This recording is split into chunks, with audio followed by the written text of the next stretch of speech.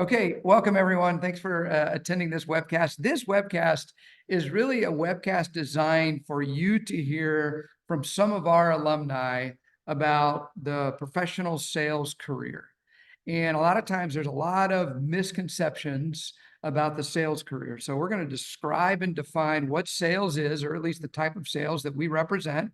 And then really we're going to get our excuse me, we're going to get our panelists to introduce themselves. And then really, I want them to do most of the talking. I want them to describe their experience and we're going to really kind of talk about some of the misconceptions. We're going to get into a little bit of a day in a life. So we'll do the agenda very quickly, and then I want our panelists to introduce themselves. So we're going to define what professional sales is, and we're going to hear from our alumni. And so we'll do the definition.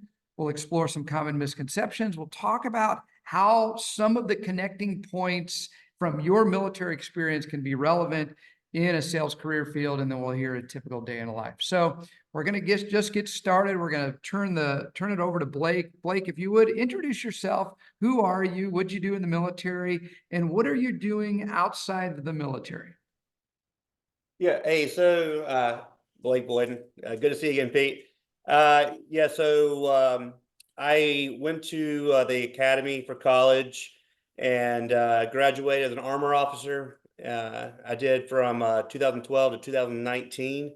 I was a recon scout for my duration. I enjoyed it. I was over at 5-7 Cav Gary Owen, and then over to 410 Cav Buffalo Soldier. I was very fortunate to be selected as part of the Cameron Brooks group. And upon completion of my military career, I joined Abbott Labs in the neuromodulation sector. And I've been doing that, hard to believe, I've been doing that for 5 years now. And I've got a couple promotions along the way. And I'd love to tell you a little bit more about that as we get into this conversation. Sounds good. Real quick, tell me what do you do? What does that mean? I'm in Abbott Labs, neuromodulation, represent. What does that mean? Yeah, so I'm the territory manager. Specifically, that means I'm in charge of a particular part of the country. I started out being in Tallahassee, Florida, and I had almost all of South Central Georgia and part of the Panhandle. Mm-hmm. I recently relocated, kind of a lateral promotion to Savannah, Georgia, much larger territory. And what I do typically is I'm either seeing patients, education, doing a programming. So neuromodulation is a spinal cord stimulator, and it's a device that gets implanted along the spinal cord, specifically for chronic pain patients. Gotcha. So my day-to-day, I'm either educating patients, I'm working with neurosurgeons, orthopedic surgeons, or pain management physicians on looking at the best course of action for a patient, where to place the stimulator, and then throughout an individual's lifespan, as long as I'm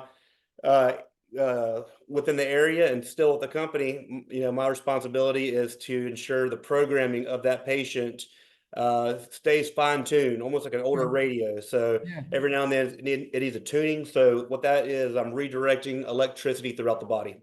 Gotcha. Wow. Okay. It's interesting because, and I think everyone will share this experience. When you were in the military, when you were in the Army as an Army officer, Army armor officer, you weren't thinking much probably about neuromodulation. So that's very interesting. All right. So we'll get deeper into that. Billy, you go next. Tell us a little bit about who you are, what you did in the military, and what you're doing outside of the military. Well, thanks for having me on, Pete. This is really an honor to be back and be able to hopefully coach along some Cameron Brooks alumni along the way. So my name is Billy Catron. As we can see here, I was an Army infantry officer. I did 4 years, just pinned captain, got out after that, didn't do any career time or captain career course or do company command leadership time. I spent my entire career basically between Benning and, well, it's not Benning now, Fort Moore in Georgia and Fort Bliss in El Paso, Texas. I was stationed there with 135 AR. My litany of jobs were actually, I was an armor platoon leader for a while, I was an infantry platoon leader for a while, and then I took over as a mortar platoon leader. So I kind of got shuffled around the entire battalion a couple of times. So it was a good career. I enjoyed what I did. It is hard to believe it's been 5 years this July since I've been out of the military, and I've been doing this job for 5 years now. I graduated Penn State 2015 with a business science management degree. And I'm an account manager for Altec. So what that means for me on a daily basis, I basically run everything the customers need for us. So Altec, if you guys don't know what it is, we sell bucket trucks and aerial devices. So trucks that people go up in, put a person in a basket, they go up and work on your power lines, your telecommunication lines. I'm in the telecom industry. I cover Arizona, Utah, Nevada, and Southern California currently. I'm going to be bumping into a different role here starting August 1st, but that's the market I share. But a day-to-day basis for me, I literally cover everything the customer needs. I'm their one-stop shop. They call me. Everything Altec related goes through me, and I'm their man. They buy a truck from Billy. They don't buy a truck from Altec. Love that. And I do want to hear, and when we get to a different slide, I want to hear, I know we talked about this, who's replacing you, because the Cameron Brooks alumnus is replacing you in your territory and what you're going to do next. So we'll certainly get into that and talk a little bit about that. Okay, Bridget, last but not least, of course, let's hear a little bit about your experience. Yeah, thanks for having me. So, hey, everybody, my name is Bridget Walton.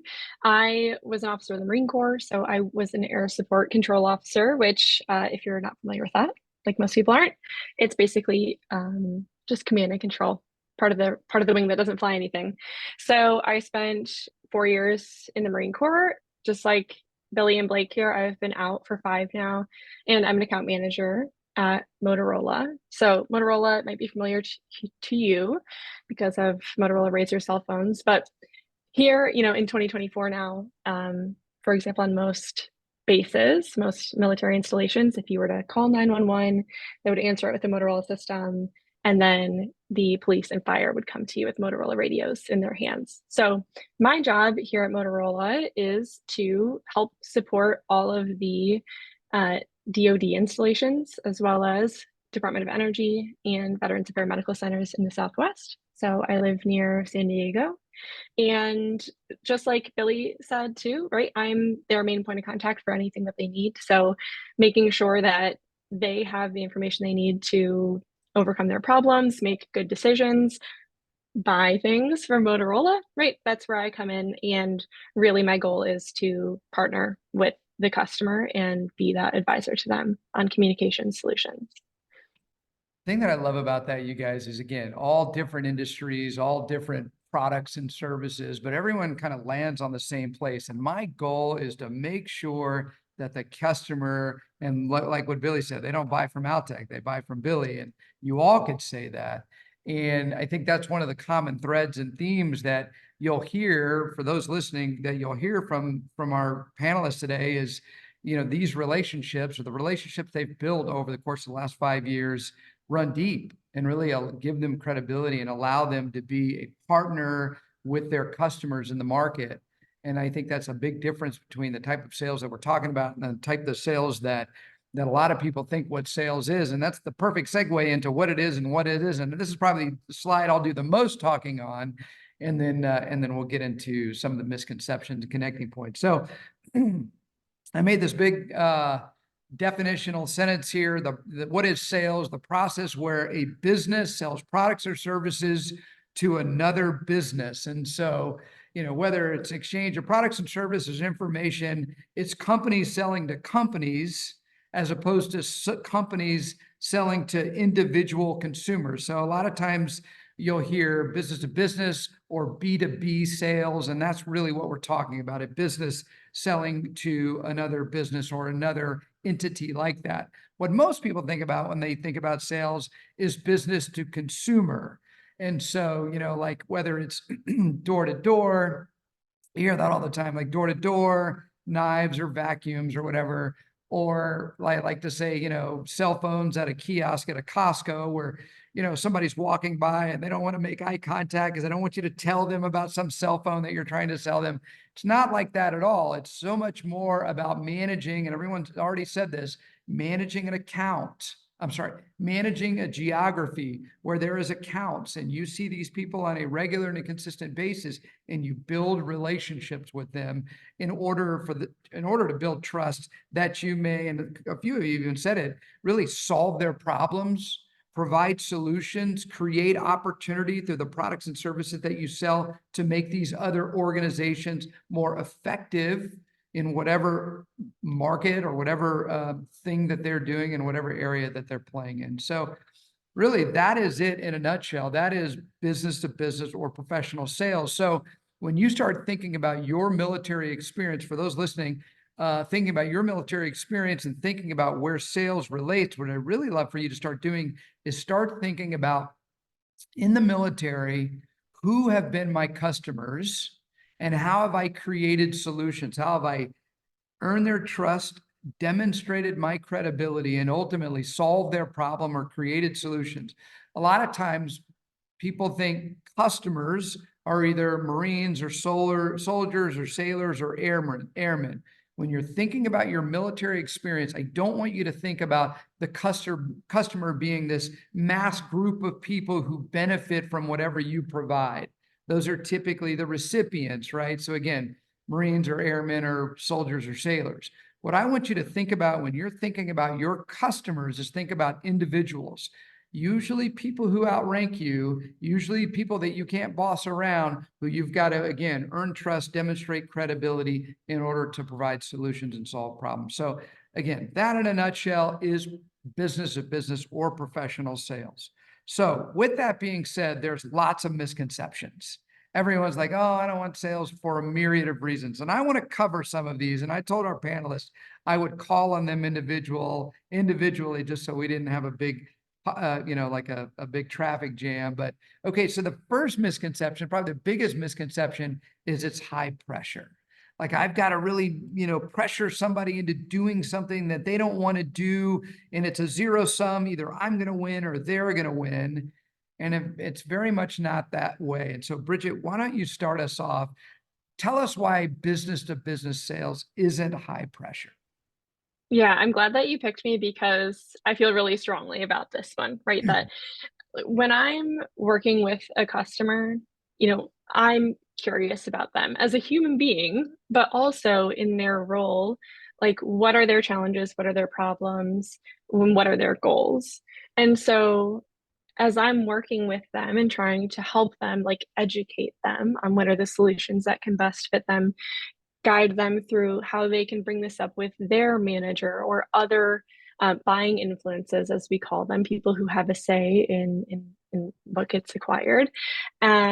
So it's really, of course, there are some, minute, small, higher pressure situations in that there are certain timelines that happens in any business or any field.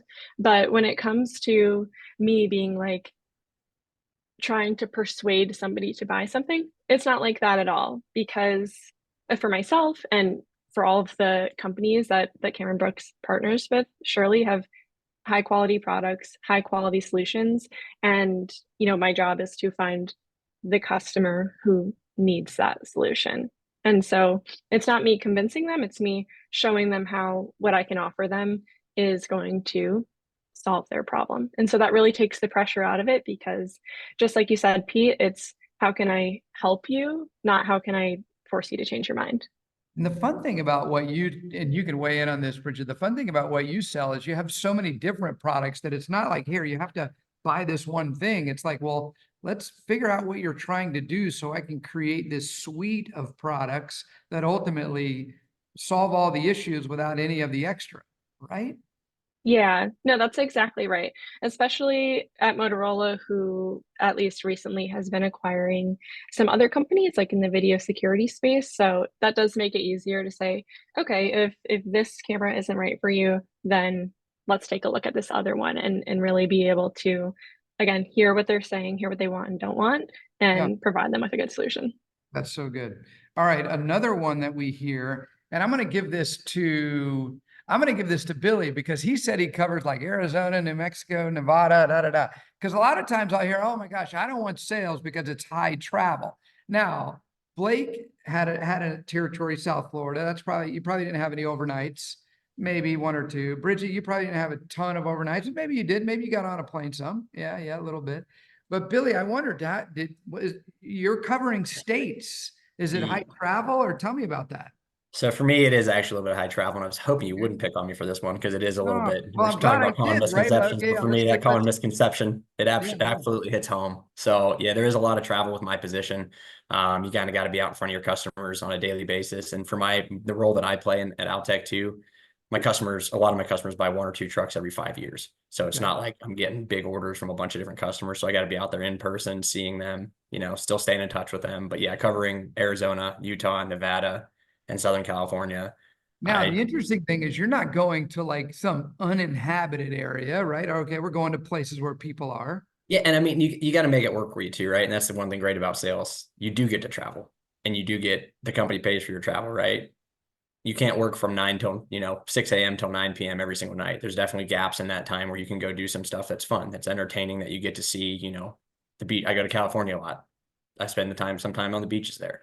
I go hiking in California, hiking in Utah, stuff like that after work. So yes, there is a lot of high travel for me, but doing sales, you also get to tailor it a little bit and make it enjoyable that you're going to be there in a different place away from home. So Speak to this too, Billy. Like one thing I know to be true is you decide when you go, where you go, why you go, how long you're going to be there. You know what I mean? Like you're not, I don't know. Are you on some rotation where you have to be somewhere? no, and that's what I love about sales too. And I mean, the flexibility is the biggest thing I think I love the most about sales. I get to decide where I need to be at, when I need to be at, take care of the customers. I prioritize what customers have something pressing that I need to go take care of. And it is a lot of customer driven, right? I do choose, but there's certain things that pop up and you're just like, oh, I got to be there next week. Like I will be there. I'll take care of you and we'll go from there. So. But I think the other thing too, like I'm sure you're not getting on a plane to go out to a customer on Friday. I mean, boy, if you are, you shake it. No, Yeah. not No, unless there's a very, very special circumstance. I definitely have this year I actually left on Easter after dinner to go pick up something and drive to a customer for Monday morning. So there are now, certain circumstances where it does happen, but most of the time you can avoid that. So I yeah, mean and this that's week true. When um, you're taking care of the customer, you're going to take care of the customer. you got to do what's right by the customer. So Pete, one fun Yeah. thing to add to that. So when I travel, it is typically on the weekends, but it's quite enjoyable. It's for conferences or Mhm. so like 2 weekends ago, I had to go out to Austin, stayed in a great hotel, had a great time. This past weekend, same ordeal in Austin. In 2 weeks, I fly down to South Beach, Miami, Thursday to Sunday, conferences but it's just a lot of fun. Everybody's happy. So yes, some of my weekends are taken up, but it's a paid vacation with a great learning experience. Getting to be able to be around my customers, which is neurosurgeons and pain physicians, being able to be around them outside the work environment, outside the uniform. It pays dividends. It really does. All right, Bridget, I got to get you to weigh in on this one because we went from most extreme to maybe least extreme. I don't know. Do you do Yeah. travel? Yeah, I think I'm happy in the middle here where, like Billy, when I travel, I think there are 2 times a year when, I have to go do something for my team or otherwise where somebody says, hey, Bridge, you need to be here on this day at this time. But for the most part, right, I'm really planning ahead so I can set the expectation with my customers of when I'll be back next so that it's efficient for me and my time and my effort. And also so they know what to expect and we don't have those emergencies or we don't have them as often. So when I was getting out of the military, I was like, I just want to go to my normal trivia every Tuesday. Like, I don't want to be in the desert on some exercise. And it's definitely, in the sales role, in my sales world, you can meet those sort of schedule. Like, your life is important. You can schedule it whatever way it makes sense for you. And I want to add one other thing here, because I think coming out of the military, right, I thought, oh, most people work like, 8 to 5 kind of day. Like everybody works that. But, I've realized over the years that actually, no, a lot of people work less typical hours from 8 to 5, but in a good way, right? Like I can work whenever I want to, or when I'm traveling to meet a customer, yeah, I want to go do something fun. Great. And then I can get caught up on work like later at night or early in the morning, whatever suits me. And so I really like that flexibility too. I just wanted to add that. when I was in sales, I would get, I did a little bit what Billy or what Blake does. I'd get out of a case, surgical case, and like I didn't have anything till 2, so I don't know, I'd go hit balls. I don't know, maybe, or I'd go drink coffee and, I don't know, I'd go have lunch with my wife. I mean, it's just so flexible. The What, autonomy is and the one thing I intoxicating.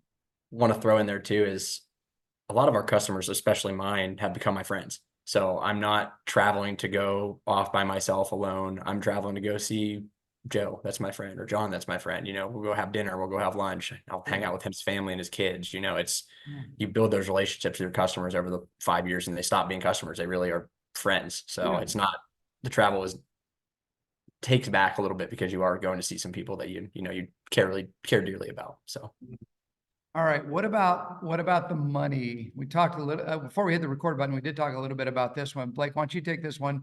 Let's talk about, a lot of people think that sales. We did a podcast with a guy, podcast 179, for those that are interested in the Camera podcast.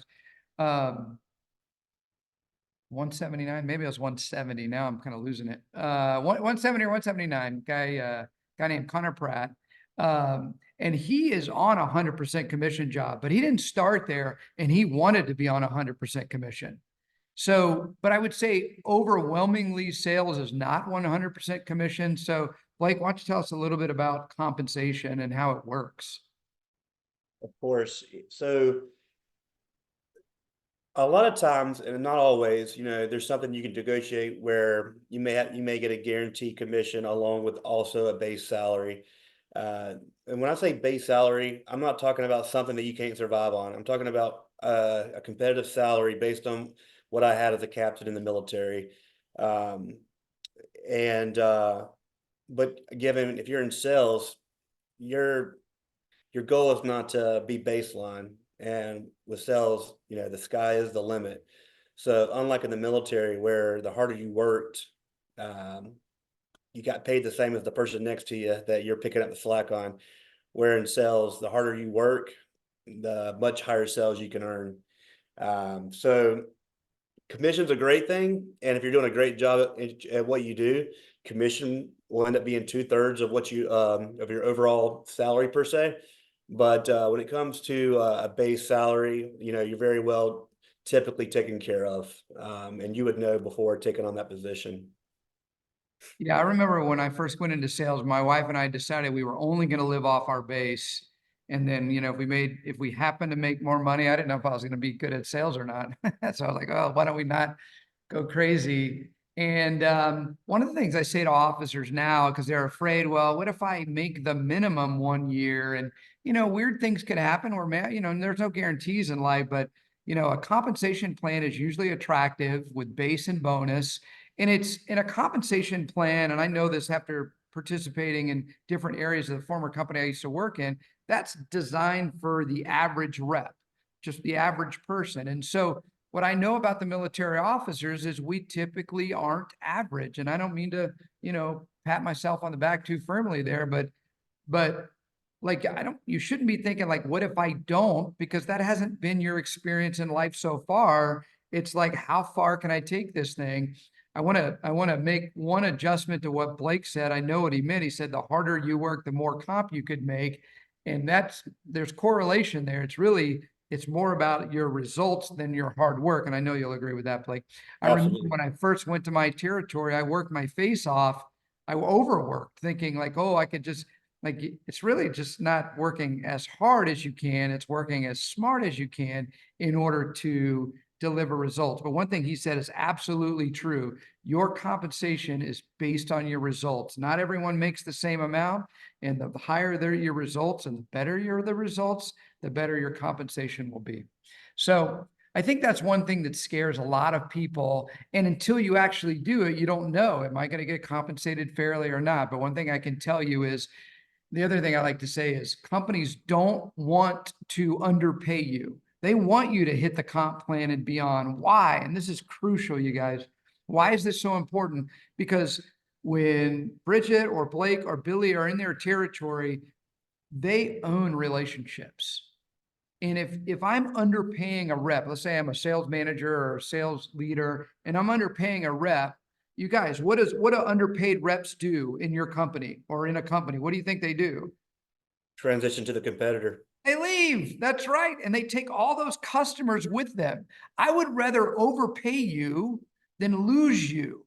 And I don't think that's like a definitive, okay, therefore you're going to get overpaid. You've got to deliver results. But trust me, I'm not going to make it impossible for you to make money because I want you to own those relationships. Like Billy said, man, like these, yeah, they're my customers, but they're my friends too.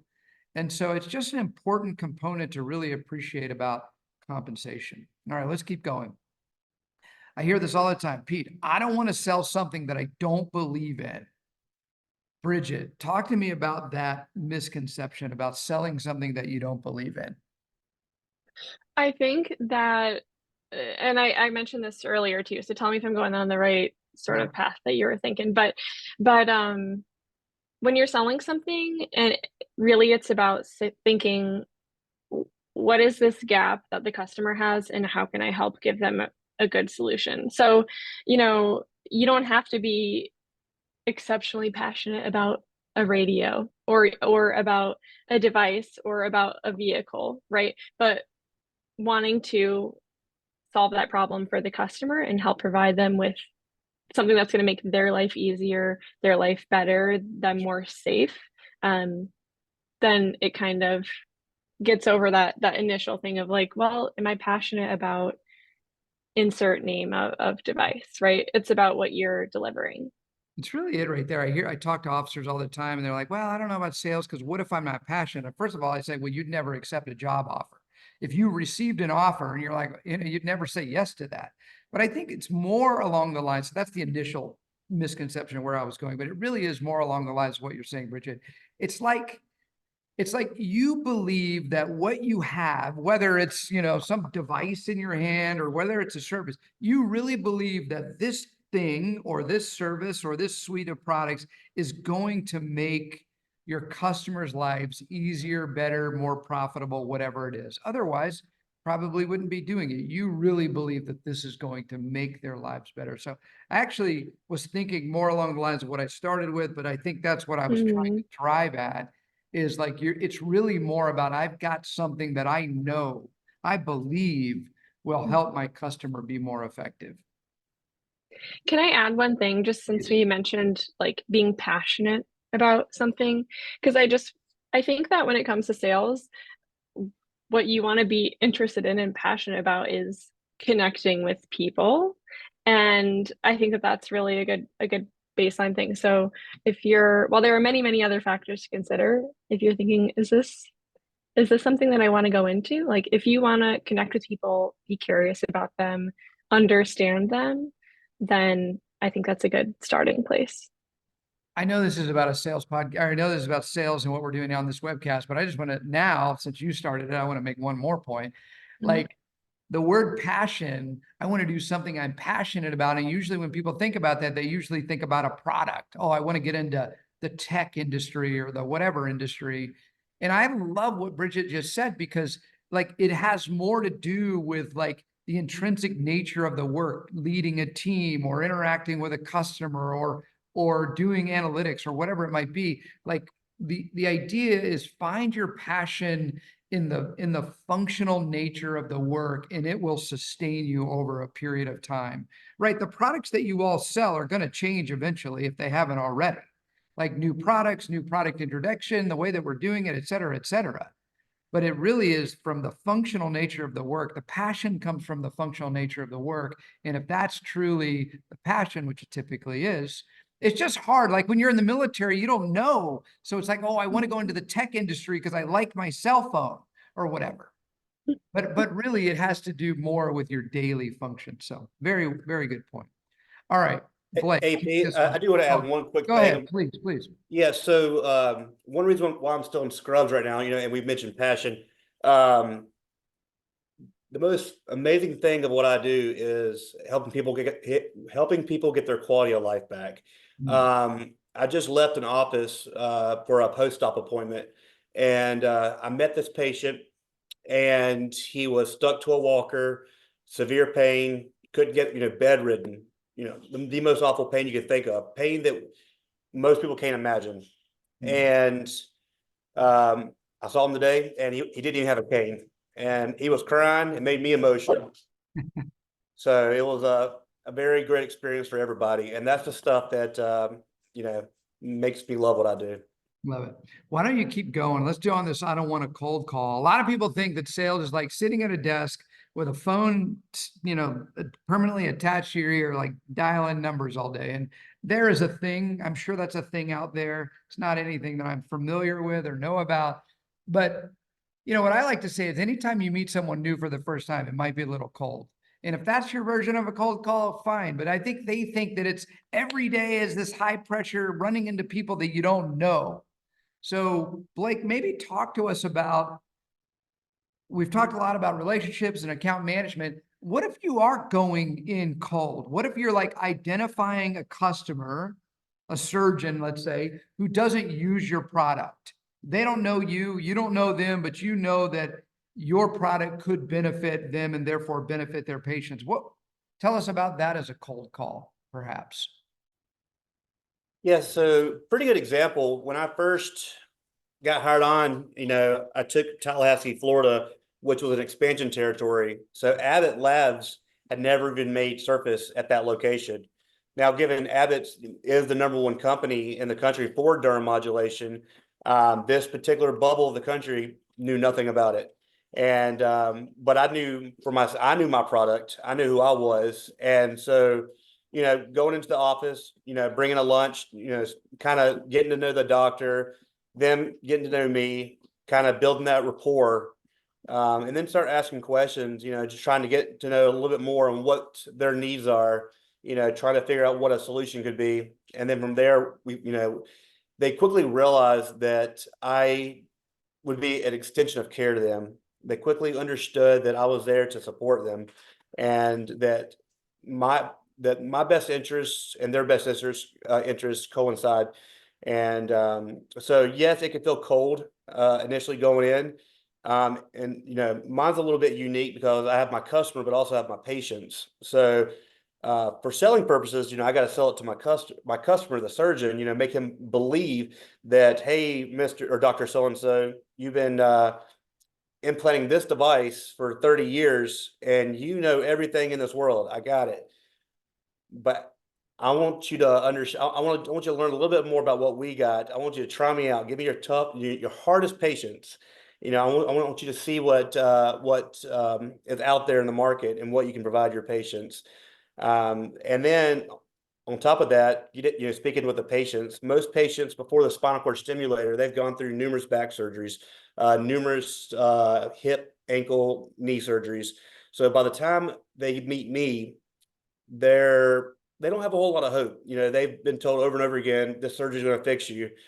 But then, getting to speak with them, getting to learn about their life, who they were, and then introducing myself.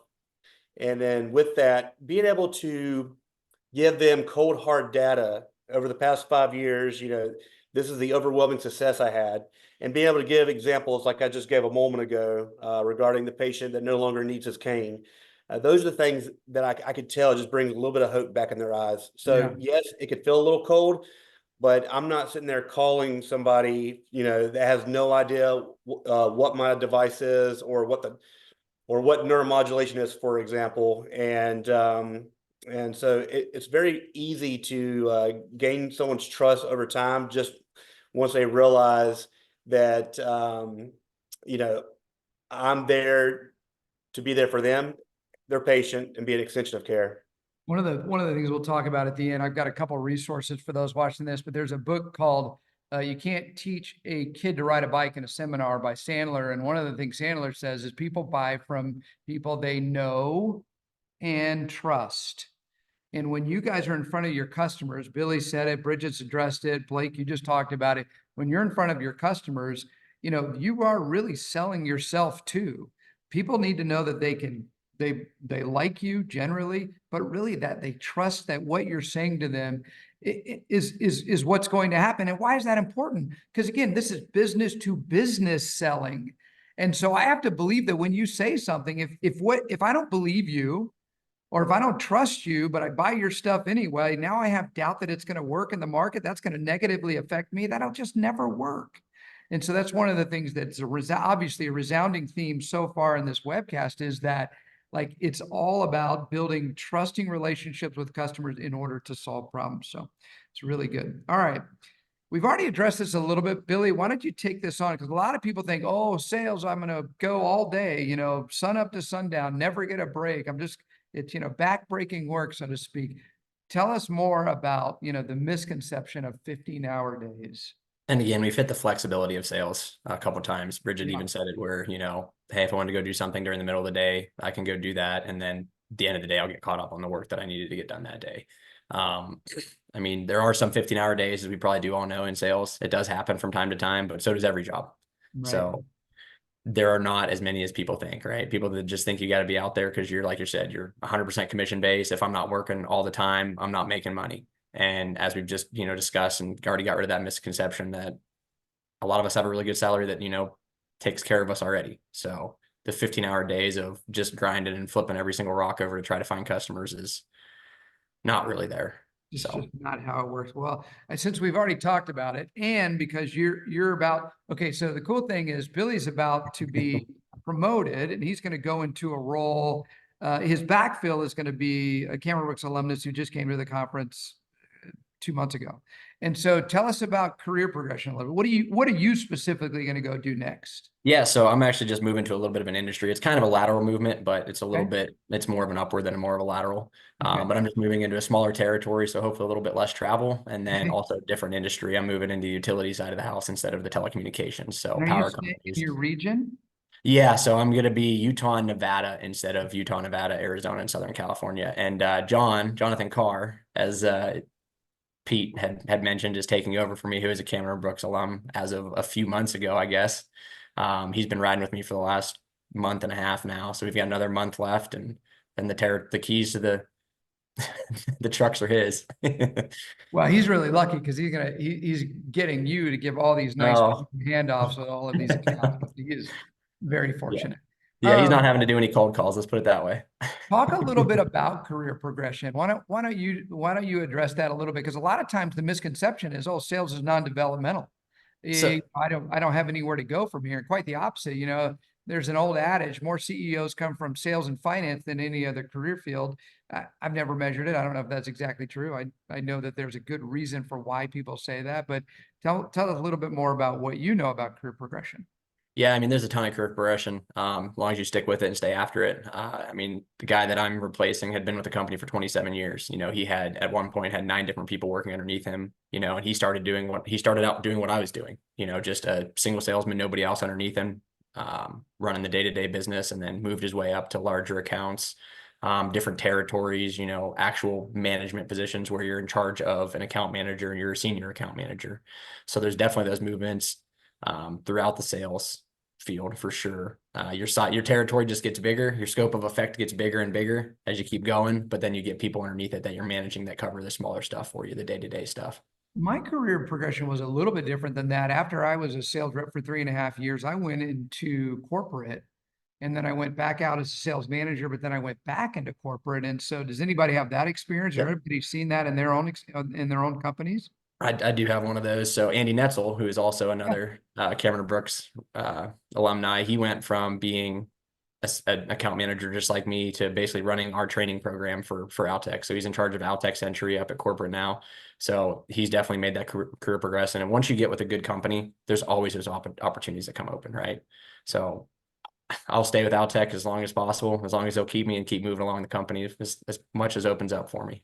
One of the things I like to say is, once you spend time really understanding your company's value proposition from a product and service perspective and really what the product and service can provide, and then once you spend day in and day out with the customer and have that credibility, you bring a lot of credibility to other parts of the business, whether it's in national accounts or key accounts or marketing. There's just a lot of places to go in a company when you have the credibility of, as we say in sales, carrying the bag for 3, 4, 5 years. You really have the opportunity to do a bunch of different things. With sales, you're the final line between the customer and your Really product. is. Like you So you said, they get, don't buy from Outtech, they buy from Billy. yeah, you get to see what the customer needs, the customer wants. So that helps you out, moving up in the company because you've seen what the customer actually wants, not Yeah. just get an email from somebody else saying, hey, this is what I need to get taken care of. Yeah. All right, let's get into some of the key attributes and connecting points. All right, so let's just kind of go through some of these. And so when a military officer is thinking about their experience, and Bridget, you take this one first here. When a military officer is thinking about their experience, one of the things we talk about is being goal oriented. What is that? Why is that important? Maybe you can just speak to that a little bit. I think when it comes to being goal oriented, that translates to proper planning and being thoughtful about saying, okay, my quota is X. Well, let me make sure that I'm putting those right, measures in place to get there, and then holding myself accountable for doing those things. Of course, things will shift and change, but right, being goal oriented, knowing that like that's something you've done a lot, right? You've had maybe crazy goals in the past, whatever your last billet was, or whoever your last CO was that you had to meet those goals for. And it's just the same in the corporate world, but less less time wasted at formations and more time like actually accomplishing the goal. One of the things you said too that I really liked is like setting goals and then holding myself accountable. And this will overlap a little bit with autonomy and some other things, but that's the beautiful thing. Ron Willingham talks about it in his book, Integrity Selling for the 21st Century, but having that internal fire in the belly, he calls it achievement drive, where you set a goal and then, yeah, your boss may check up on you, but your boss doesn't have to check up on you because I'm going to hold myself accountable to hitting these goals. And so as a military officer, for those that are listening, when you think about goal orientation, really think about not only setting goals, but as Bridget just said, really holding yourself accountable to those goals. I know we've talked a lot about this, Blake. You've got a unique experience because you've kind of got the customer and the patient. So talk, as you're coaching military officers and thinking about that, talk to us a little bit about being customer focused. So yeah, customer focused. I guess for me, the best way to put it would be there's a lot of strategy involved, and that's one thing that very much transitioned over from the military for me was being able to look at the map, identify, the potential customers out there, and which referral patterns are going where, but more so which specialty doctor, for example, do I want to get in front of another physician to have an educational meeting to then provide what the best solution for everybody, which then helps grow the business. So being customer focused, focusing on their needs and listening to what's going well for them, what's not going well is everything. Because once they realize that you're their teammate and you're actually coming up with a solution to a problem, and you're not there just listening to their problems, that's when a lot of things change. A great example I have is just last week, I had a physician tell me, Blake, my location in Bluffton is not nearly as busy as I want to be. And for me, naturally, the busier that physician is, the more potential I have in getting more revenue based on patients who would absolutely need a spinal cord stimulator. And so, with customer focus, sometimes you got to be a little creative. And that's one thing that we all did in the military is get creative at times. And so I went to an assisted living location, spoke to the director, and I have a lunch set up next week where this pain management physician is planning on taking on the role as the primary pain physician for that independent assisting living. Right. And that will basically allows threefold where the patient doesn't have to wait forever to be seen by the pain management. The pain management is going directly to all the patients in one location, and the facility is not having to work with all these different vans back and forth taxiing to get their residents taken care of, and it's a much faster pace. So once customer focus, once they know that you're their teammate and you want what's best, then everything kind of starts going into place. And one of the things you just said that I really liked is, you know, you take care of the customer and then you're going to grow the business. And you almost said it in passing. You're kind of just saying it, but I want to put an exclamation point on what he just said. A lot of times, in my opinion, the best sales reps take care of what the customer needs, knowing that if you do that effectively, you will be taken care of as well. Because it doesn't work as well in the reverse. If you're so focused on like hitting the number, oh, I got to hit the number. You've got to know where your targets are, and you've got to really deliver on that. But if you're not focused on the customer first, then it's so hard to hit the number. And so in my own experience, as long as I knew that I was working every day to make sure that my customers knew the products that I sold, used them effectively, definitely helped their patients, I knew I would hit the number. And not only did I hit the number every year, I hit the number pretty nicely, but I never thought like, oh, am I going to hit the number this year? I just went out and like took care of my customers. And so from the military officer perspective, when you're thinking in that way, just like Blake did, like, hey, I'm going to help this customer set up shop in this organization, and it's going to totally change the way they do pain management. He's going to get he's going to get compensated well for this. He's not talking about that side of it, but once that thing gets set up, he's going to reap the benefits of that. But he didn't start thinking like, oh, I'm going to get paid X, Y, Z. He's like, I'm going to help my customer deliver value to their patients. And in doing so, he's going to be compensated. I assume you're going to be compensated. So congratulations. That sounds like that's going to be a big deal. Okay. We've talked a lot. I'm sorry. I want to add one thing to that. So speaking military words, going goal oriented, then customer focused. So really, you know, what you got to do is you got to look at the end state. You got to start with the end state. What is your customer's end state? What goal do they want? Then you got a backwards plan. You know, you identify friction points, and then you put your focus there. So as long as you start at the end state, you're going to hit that goal, and immediately your customers are going to realize this whenever you start making things happen. It's really good advice, and I think that's a good way to think about it from a military officer's perspective. Okay, Billy, I know we've already talked about this a lot, but like when I was in the Army, I know in the Marine Corps, you could speak to this, Bridget. I don't know if the Marine Corps, they have this as much, but in the Army, we had this thing called the 8-week training calendar. I never had to wonder where I was going to be from today to 8 weeks from today. It was like, forget it. And so I remember being at the Campbell Brooks conference, and they were like, why are you interested in sales? I said, autonomy. I want autonomy. But man, I didn't really appreciate autonomy, like real autonomy. And it took me like a month or two to like, now it's the thing that I loved the most, more than the comp, more than the customers. I love the autonomy more than anything in sales. Speak to us a little bit about that, Billy. What do you think about, you know, I know, again, we've talked about it some, maybe speak to that a little bit and just let us. Yeah. We've definitely hit it a lot because I mean, I think all of us really enjoy the autonomy of our job, that we can schedule it the way we want, be where we need to be at, take care of our customers the way we want to. But I also didn't realize it when coming out. I was like, okay, as Bridget said, I'm going to work a 9-to-5 job.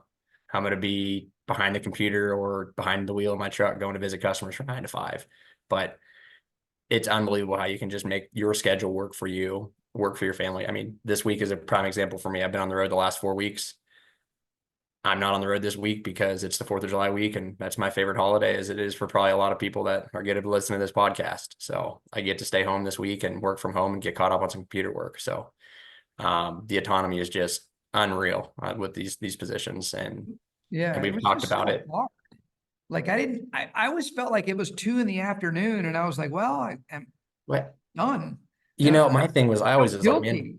man, when's the other shoe gonna drop? I was like, what's gonna happen here? Like at some point, someone's gonna be like, call me, and they'll be like, where you at? I'm like, well, I'm in my boat fishing at 4:30. But it never happened. You know what I mean? As long as you're hitting your quotas, you're taking care of your customers, like we've talked about, the job definitely affords you some autonomy. So let's talk a little bit of, Bridget, talk to us about the meritocracy element of it. And, you know, we've really talked about this as it relates to the compensation as well. But a lot of times, the thing I hear in the military all the time is I work as hard, and maybe Blake, Bridget, you speak to this because I want to hear all of your voices. Blake has addressed this a little bit, but I work way harder than the person next to me, but I get compensated at the same rate. I get promoted at the same rate.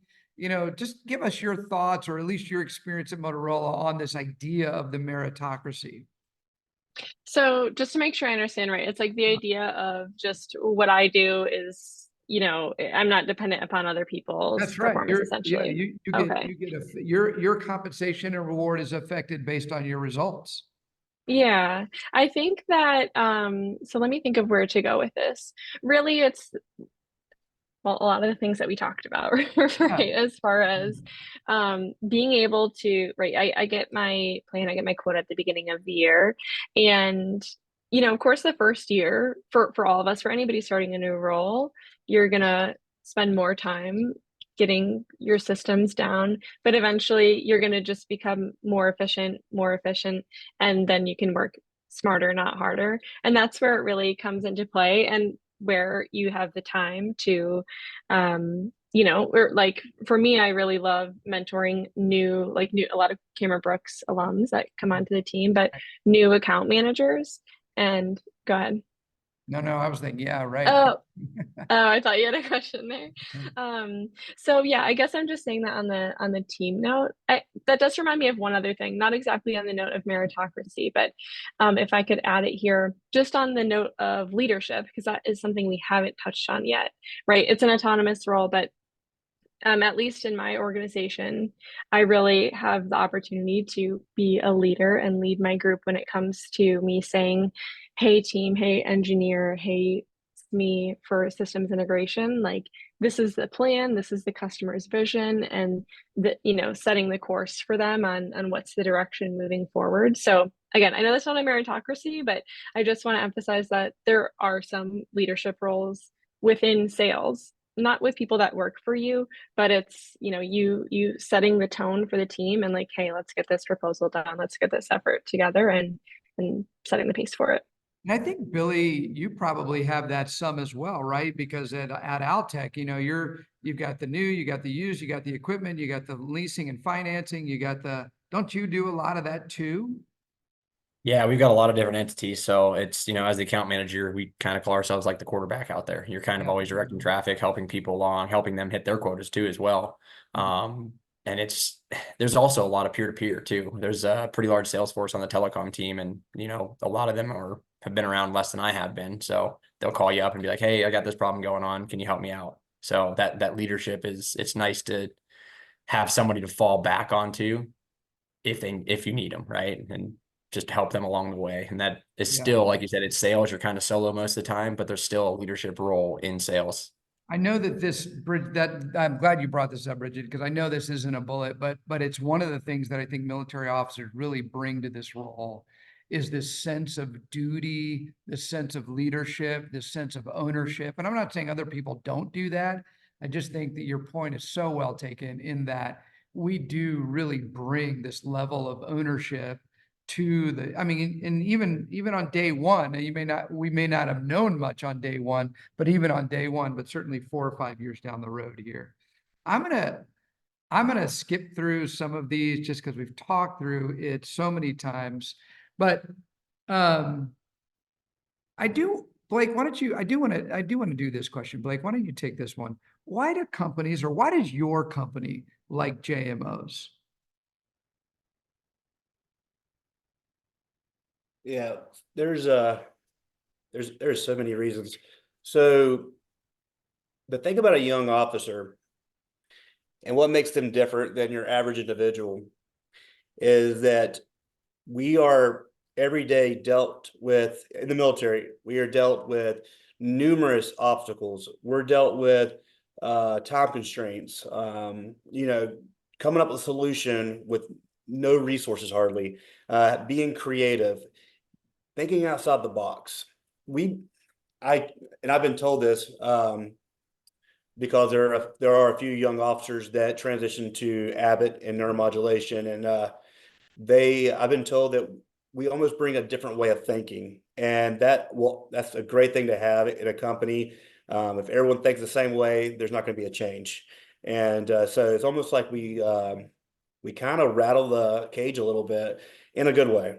And but it's the confidence. So one of the biggest things is when it comes to almost everything on here, if you're a confident individual, and you know how to reach a goal and a solution, and you're not going to just do the minimum. You're going to excel. You're going to make sure you excel, and you're a team player. That's one thing when I came along, is I was all about helping out my peers to my left and right, north and south.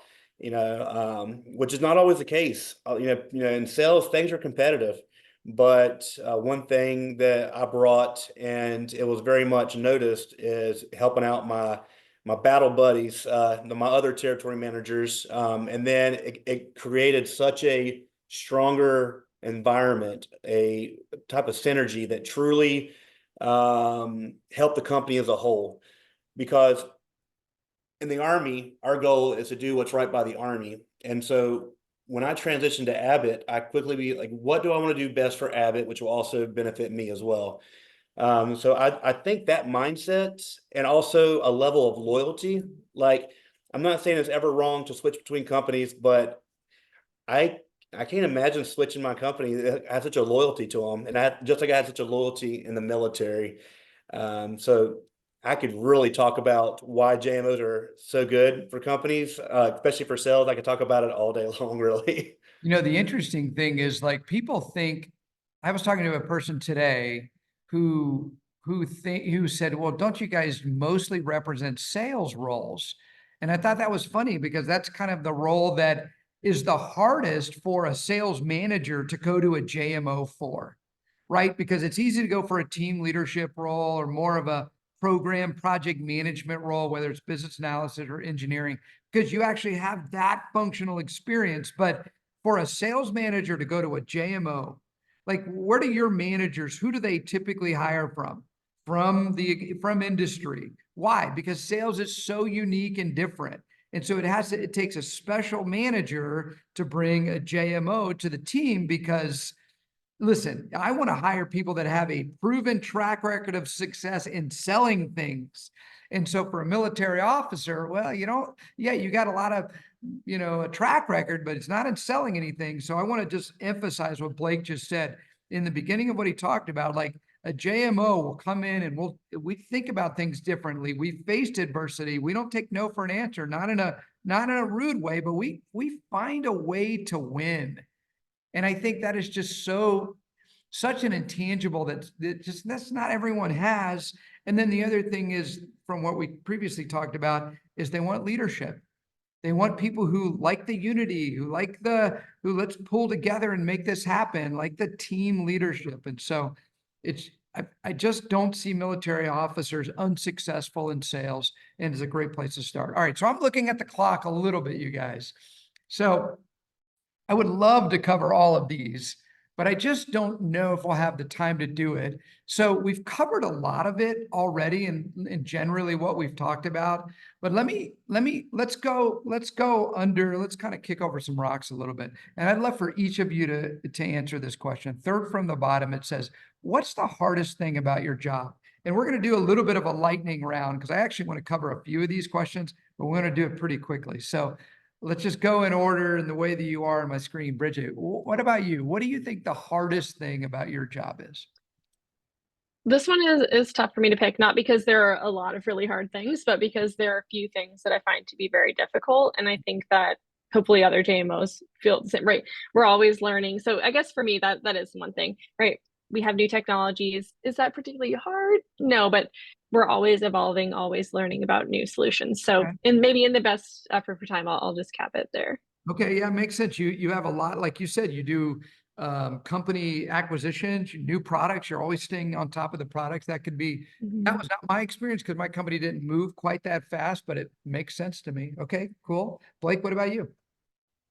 Some customers, they have a loyalty to maybe one of your competitors, and it could be a company or a device that is inferior to yours. But so trying to be able to accept, but also at the same time being patient is key to gain that footprint and earn the shares in that office. I would say that's one of the hardest things for me. All For right, sure. I want to encourage you. I had a customer because I did what you do, and I had a customer for 2.5 years that said no to me, and he was absolutely using an inferior product. I'm guaranteed it was.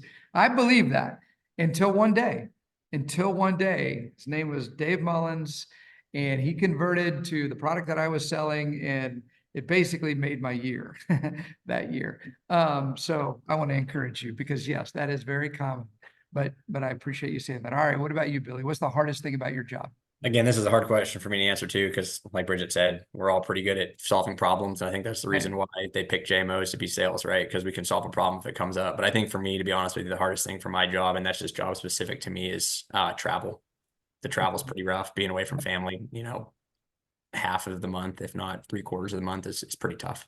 And the interesting thing about that for Billy is like for his job, for his companions in the Boston territory or the Charlotte territory, they don't have any overnights. No, they go home and sleep at home, and every night. That's why I'm like, oh, great, this will be good to get a little bit of a smaller territory that I hope. Right, that's right. So some of that has to just do sheer geography. Out That's west, it. it's just more spread out. So, Well, everything out here, it's big cities and then desert. So all right, let's go the opposite. Best thing about sales, Bridget. I really love connecting with new people. And so I would say just having that in-person connection with people and really helping them like be like, okay, this is gonna make my life easier. That's what I really like. Okay. Yeah, I love it. And I really feel that. You've said that a few times. I really sense that that is something that you're good at that has brought you a lot of success in this role. Cool. All right, Blake, what about you? What's the best thing about sales? I like that you're able to build, kind of take your own path, and then not a single day is the same. Never have I had the same day as it did before. Monotony is not my thing. Nothing ever surprises me. Just like in the military. In the military, I feel like every day was different. So that is definitely one of the things I love most. And for the fact that if you're hungry and you want to eat, make it happen. Just do it. Okay, I love it. All right, Billy, how about you? Best thing about sales? we've talked about it a million times. Flexibility goes for me. That's the biggest thing. It's the flexibility. I like being able to make my own weeks, my schedule. The worst thing about the military is for me, I'm a big hunter and outdoorsman. There's hunting seasons. I could only take vacation during certain times of the military, so I missed out on 4 years of really fun area. So now I'm be able to take vacation when I want to and go do what I want when I want to, All basically. right, last question. This is all personal to each of you. First question on the list. Why did you decide to pursue a career in sales? Bridget, go for it. Honestly, I don't even remember why. I wish I had like a good solid core memory of how I knew. Yeah. But I think for me, I really the manager who brought me onto the team here was really great. He really did a great job of conveying to me what my daily life would look like, or what my week would look like, those kinds of things. And the flexibility and I mean opportunity to grow into different roles. So some of the things we've talked about today, there wasn't any one specific thing, but overall I was like, all right, this is the direction that I want to take. Okay, thank you. Blake, how about you? Why did you decide as in a career in sales? For me, the smarter and harder I worked, the higher that potential of earnings could go. Sales is competitive, so I love beating my competition. I'm a very competitive person, so that's definitely something that gets me pumped up every day. Is trying to continue to earn those shares in the market. It's just a very exciting thing for me. So yeah. Love it. All right, Billy, go for it. So I'm an outlier. I'm going to throw a little outlier out here. I actually didn't want to get into sales. So you guys were convinced me otherwise. So I'm thankful You for that. didn't want sales. No, I had only one sales interview at the whole conference. I wanted nothing to do with sales. I was like, nope, I don't want it. Don't want anything to do with it. I had all the common misconceptions that everybody gets taught. I thought that's what it was. I didn't want to be used car salesman. None of that. And then, I came and interviewed with Altec, and to be honest with you, Altec's the reason I'm in sales. The company is an amazing company, and I can't speak more highly of the company I work for. So, Man, sounds good. I didn't know that about you. See, I don't. I was kind of surprised when you asked me to come on. I'm like, man, I didn't even want to do sales when I went to the conference. Yeah, but here you are. All right, I want to do this real quick, you guys. For those of you who are looking for more resources, there's some wonderful books out there. A couple of books by Ron Willingham, Authenticity, the Head, Heart, and Soul of Selling, as well as the seminal Integrity Selling for the 21st Century. Another book out there, wonderful book out there called The Challenger Sale by Dixon and Adamson. It's a great book because it actually goes in the opposite direction of the relationship and more of the knowledge and credibility. So it is actually a wonderful book. And then I mentioned this earlier, You Can't Teach a Kid to Ride a Bike in a Seminar by Sandler. I love that book because really that book is about, listen, buy my product or don't buy my product. This is about me telling you how I can help you be more effective and not putting any pressure on the customer. And I just love that idea. So feel free to go find more of these resources. I want to go back to this slide real quick. We didn't cover every one of these questions. However, we've generally covered every one of these questions throughout the conversation. If you want to know more, though, if you want to have a deeper dialogue about sales, about a day in a life, or any questions that you've generated through the conversation we've had with Bridget and Blake and Billy, I want you to, let's get on the phone or let's have a Zoom dialogue, or the next time I'm in your neck of the woods, let's meet. Let's talk about what you've learned from this presentation, as well as any questions that you have. So as we land this plane, I just want to say to this group in particular, because this was one of the last groups that came through before we converted to virtual, it is really good to see you three again. Thank you so much for the time, energy, and effort in spending this hour plus with me this evening. I think your insight is fantastic, and I know people will, whether they like sales or more or not is really not the intention. The true intention was to educate. And I think you three did a wonderful job of helping people see a little bit more behind the curtain, do a little bit of demystifying of the sales career field. So thank you for spending time with me and with us today. I really appreciate it.